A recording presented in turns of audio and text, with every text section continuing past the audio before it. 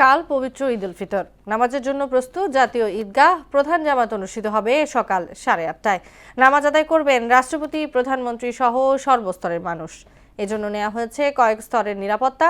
তবে দুর্যোগপূর্ণ আবহাওয়ায় প্রধান জামাত ঈদগাহর পরিবর্তে জাতীয় মসজিদ বায়তুল মোকাররমে অনুষ্ঠিত হবে। যদিও আবহাওয়া অফিস বলছে অঝোর ধারায় না হলেও ঈদের দিন বৃষ্টির সম্ভাবনা রয়েছে। আরো জানাচ্ছেন মুদাসির আলী।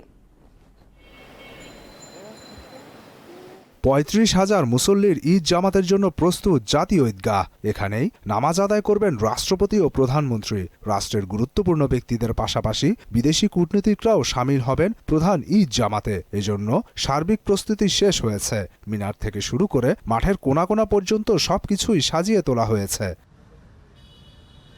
ঈদের নামাজে ইমামতি করবেন বায়তুল মোকাররমের মুফতি মোহাম্মদ আব্দুল মালেক। গরম আবহাওয়ায় সিলিং ফ্যানের পাশাপাশি এয়ার কুলারের ব্যবস্থা করা হয়েছে। পুরো ঈদগাহ ময়দান জুড়েই থাকছে ফ্যানের ব্যবস্থা।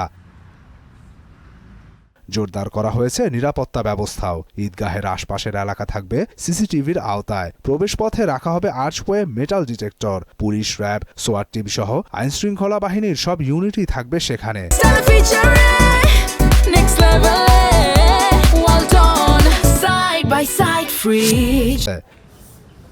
মুষলধারে বৃষ্টি হলে জাতীয় ঈদগাহ থেকে সরিয়ে বায়তুল মোকাররমে প্রধান জামাত অনুষ্ঠানের সিদ্ধান্ত হয়েছে। আবহাওয়া অফিস জানায়, মুষলধারে না হলেও ঈদের দিন বৃষ্টি হবে।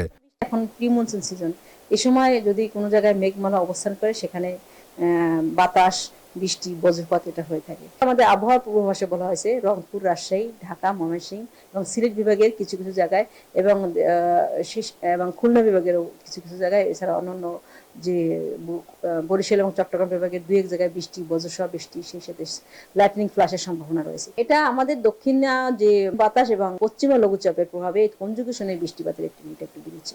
প্রাক মৌসুমী বায়ুর প্রভাবে দুদিন ধরে বৃষ্টি হচ্ছে বলেও জানায় আবহাওয়া দপ্তর। 23 তারিখ থেকে আবহাওয়া অনেকটাই ভালো হওয়ার সম্ভাবনা এবং এরপর ওই দিন থেকে আবার তাপমাত্রা বেড়ে যাওয়ার সম্ভাবনা রয়েছে। মুদাসসির আলী, মোহনা সংবাদ, ঢাকা।